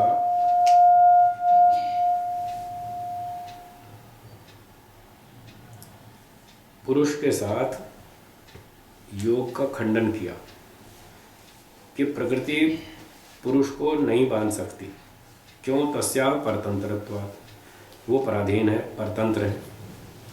पुनः पुरुषस्य, बोलिए। पुनः पुरुषस्य स्वातंत्र्ये सति अपि सूत्रे अस्मिन् तस्य प्रकृत्या सह योगः प्रत्याख्यातः। फिर पुरुष के स्वतंत्र होने पर भी इस सूत्र में उसका प्रकृति के साथ योग का खंडन किया है कि जीवात्मा भी जाके नहीं बंधेगा, वो जड़ है, वो बांध नहीं सकती, और जीवात्मा स्वयं भी नहीं बंधेगा। फिर क्या रहा कारण? कोई तो होगा वो भी नहीं बांध रही, ये भी नहीं बंध रहा। तस्य नित्य शुद्ध बुद्ध मुक्त स्वभावत्वात्। जीवात्मा भी शुद्ध बुद्ध मुक्त स्वभाव वाला है, वो क्यों जाके बंधेगा? वो दुखी होना चाहता ही नहीं, वो क्यों जाके बंधेगा? तस्य प्रकृति योगम प्रति खलु उपेक्षा। वो तो उससे दूर भागेगा। इसमें तो दुख है, इससे तो दूर हटना चाहिए। जिस चीज में दुख है व्यक्ति उससे दूर भागता है। अभी यहाँ सांप निकल आएगा, देखना सब उठ के भाग जाएंगे सब भागेंगे ना। हाँ, दुख से तो दूर भागता है व्यक्ति, उसके पास नहीं जाता। तदा तद्योगाद्रिते तद्योगात्रिते तयोरुभयोः तयोरुभयोः प्रकृतिपुरुषयोः प्रकृतिपुरुषयोः योगात् योगात् ऋते ऋते पुनः पुनः बन्धकारणं बन्धकारणं यत् कल्पयितुं यत् कल्पयितुं शक्यते शक्यते तद्विचार्यते तद्विचार्यते अग्रिम सूत्र जातेन। जातेन। तो कहते हैं उन दोनों के अर्थात प्रकृति और पुरुष के योग के बिना, ऋते बिना, इससे अतिरिक्त, इन दो के अतिरिक्त पुनः बंध कारणम कल्पयितुम यत् शक्यते, इसके अतिरिक्त और जो कोई भी कारण संभावित किया जा सकता हो बंधन का, और जो भी कारण की संभावना की जा सकती हो, तद विचार्यते अग्रिम सूत्र जाते हैं। अगले सूत्रों से फिर उसका और आगे विचार करेंगे कि और क्या क्या कारण हो सकते हैं जिसकी वजह से जीवात्मा बंधा। अच्छी अच्छी खोज चल रही है, गहरी खोज चल रही है, ये भी नहीं कारण, ये कारण भी नहीं, ये कारण भी नहीं, ये भी नहीं, ये भी नहीं, तो और क्या, और ढूंढो। तद योगाद्रिते, भाई इनके अलावा और कोई कारण ढूंढो, करो खोज, खोजना तो पड़ेगा ही। जब तक कारण हाथ में नहीं आएगा वो हटेगा नहीं, जब तक कारण हटेगा नहीं तो बंधन छूटेगा नहीं, दुख हटेगा नहीं, इसलिए तो कंपलसरी है, अनिवार्य है, ढूंढना ही पड़ेगा। तो उनको अगले सूत्रों से और आगे खोज करेंगे। आगे फिर लंबा है थोड़ा, इसको यहीं विराम देते हैं। इसमें 3 बातें हैं, प्रश्न है इनका। हाँ जी बोलिए। एक तो इंद्रियां जो हैं वो जड़ है, जड़, तो इंद्रियां जब काम करती हैं तो आत्मा ही उनको प्रेरित करती है, तो रिस्पॉन्सिबिलिटी तो आत्मा की हो जाती है। ये तो ठीक है, रिस्पॉन्सिबिलिटी आत्मा की है, परंतु यहाँ सवाल ये चल रहा था कि वो बंधन का कारण नहीं बनता। बंधन तो का कारण तो बंधन से पहले होना चाहिए। नियम यह है कि कारण पहले होता है, कार्य बाद में होता है। आटा पहले होगा, रोटी बाद में बनेगी। इलेक्ट्रिक सप्लाई पहले होनी चाहिए, ट्यूबलाइट बाद में जलेगी। इतनी बात पकड़ में आई? पहले बिजली होनी चाहिए, बाद में ट्यूबलाइट जलेगी। कारण तो बिजली है। अगर बिजली भाग गई तो आपकी ट्यूबलाइट नहीं जलेगी। ट्यूबलाइट जलने का कारण बिजली है। तो इस उदाहरण से ये पता चलता है कारण पहले होना चाहिए, कार्य बाद में। अब जो जीवात्मा के बंधन का कारण होगा वो बंधन से पहले होना चाहिए, जबकि हम हाथ से जो काम लेन देन कर रहे हैं ये तो बंधन के बाद कर रहे हैं। इसलिए इस समय जो हम हाथ से लेन देन कर रहे हैं ये जीवात्मा के बंधन का कारण नहीं है, इसका कारण कुछ और है जो बंधन से पहले हुआ था। वो क्या है, उसको ढूंढना है। आत्मा अगर बेसिकली शुद्ध है, बंधन मुक्त है बेसिकली, फिर तो कारण का सवाल नहीं। इसका मतलब कोई कारण नहीं होगा जो बंद, क्योंकि बेसिकली वो शुद्ध है। बेसिकली शुद्ध है, पर अविद्या उसका कारण है जिसके चक्कर में आके वो बंधता है। अविद्या भी तो बाद में आएगी ना। अविद्या तो बाद में आई। किसके बाद में आई? जो बेसिकली वो शुद्ध है। बेसिकली शुद्ध है। हाँ। अब अविद्या आगे चिपक गई। हाँ। अविद्या आगे चिपकी, इसके बाद बंधन हुआ। तो बंधन से तो पहले हुई ना अविद्या। बंधन बाद में हुआ, अविद्या पहले हुई। तो कारण पहले होना चाहिए। किसका कारण? बंधन का। और वो बंधन से पहले आई अविद्या, इसलिए बंधन बाद में हुआ। तो बात ठीक है। पहले कहाँ से आ सकती है वो, जब पहले वो शुद्ध प्रकृति है? में से आएगी। हाँ? प्रकृति के संपर्क से आएगी। हाँ, तो एक तरफ आप बोलते हैं प्रकृति से हम जुड़ नहीं सकते। हाँ। वो हमें खराब नहीं कर सकती, हम उसको पास क्यों खराब करने जाएंगे? हम अल्पज्य हैं। हाँ। जीवात्मा अल्पज्य है, इसलिए वो बेचारा, उसको प्रकृति दिखाई दी। उसने सोचा इसमें बहुत अच्छी मिठाई है, मज़ा आता होगा। इस डब्बे में बहुत सारी मिठाई हैं, इसमें मज़ा आता होगा। वो अल्पज्य था, उसको पता नहीं था कि इसमें 2-4 बिच्छू भी है इस डब्बे में। मिठाई के साथ साथ 2-4 डब्बे में बिच्छू भी है, वो उसको पता नहीं था। वो अल्पज्य था। तो जब उसने डब्बे में हाथ मारा तो एक बिच्छू ने काट खाया। जब पता चला इसमें तो गड़बड़ है, तो अविद्या, अल्पज्य होने से अविद्या उसमें आ जाती है, और उस अविद्या के कारण फिर वो फंस जाता है कि हाँ हाँ मिठाई खाओ, ये तो अच्छी चीज़ है, कभी तो फंसता है। इसका मतलब आत्मा प्रकृति तरफ जाके खुद को बांधती है। हाँ, वो गलती करता है, फंसता है बेचारा, जीवात्मा ही फंसेगा। प्रकृति भी इसमें थोड़ा सा कारण है, वो अपना रूप रंग दिखाती है। आप बाजार में जाओ, मॉल में देखो, कितनी बढ़िया बढ़िया चमकीली चीज़ें, वो प्रकृति है, और वो अपना रूप दिखाती है, और जीवात्मा अल्पज्य होने से फंस जाता है। फिर तो कारण बाद में हो गया। क्योंकि आत्मा अगर बांधती है ना ना ना अपने को, इस पर और सोचिएगा, हाँ इस पर सोचिएगा, इस पर विचार कीजिएगा। बंधन का कारण पहले और बंधन बाद में। जब वस्तु सामने दिखेगी, चमकीली वस्तुएं दिखेंगी, तभी तो मन में राग होगा ना। तो राग तो बाद में हुआ, पहले वस्तु दिखाई दी, तो राग जो है वो बंधन है। तो बंधन का कारण तो पहले आया ना, पहले चीज़ दिखेगी तब फंसेगा वो, बिना देखे कैसे फंसेगा? तो पहले देखे, वो है कारण। अब देखने से फिर उसको अविद्या उत्पन्न हो जाएगी कि शायद इसमें सुख है, ये मान करके वो फिर उस चीज़ को खरीद लेगा और फिर रोएगा बैठ के। दूसरा आपने पता कि आत्मा अंदर आती है निकलती है, ये कारण नहीं हो सकता। कौन सा? कौन सा? आत्मा शरीर के अंदर आती है, हाँ। क्या निकलती है, हाँ। ये कारण नहीं हो सकता। नहीं, इसकी चर्चा कहाँ होगी? हाँ? इसकी चर्चा में पहला था ना काल का उपदेश का, इसमें आपने ये बताया कि आत्मा अंदर निकल जाती है या आती है, ये कारण नहीं हो सकता बनने का। ऐसी बात तो नहीं आई। ये आई थी कि उस चीज़ से छूटना संभव नहीं है, जो चीज़ सर्वव्यापक हो उससे छूटना संभव नहीं, ये बात कही थी। तो काल सर्वव्यापक है, उससे छूट नहीं सकता। जहाँ भी जाएगा वहीं काल बैठा है, स्थान से भी नहीं छूट सकता, जहाँ भी जाए वहीं स्थान है कोई ना कोई, उससे छूटना असंभव है। इसलिए जिससे छूटना असंभव है वो बंधन का कारण नहीं हो सकता। ये कारण हो सकता है, आत्मा आती है और निकलती है। किस बात का कारण? नहीं, बंधन तभी होता है ना जब आत्मा शरीर में जाती है, ना। नहीं तो स्वतंत्र है ना, बंधन से यहाँ तात्पर्य है कि जीवात्मा को शरीर में बांध दिया, शरीर से अटैच कर दिया, ये बंधन है। अब क्यों अटैच किया, बस इसका कारण वो ढूंढ रहे हैं। वो अटैचमेंट से पहले होना चाहिए कारण। अटैचमेंट का नाम तो है बंधन।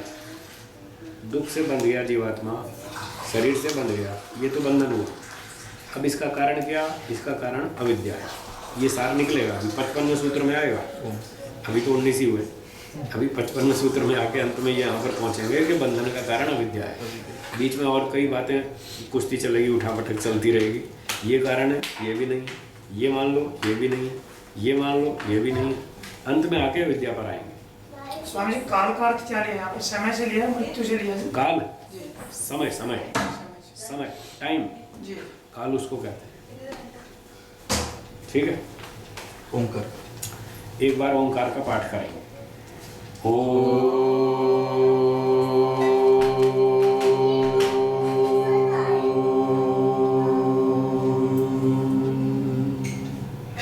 दोनों हाथ जोड़िए और बोलिए, सर्वेभ्यो नमः।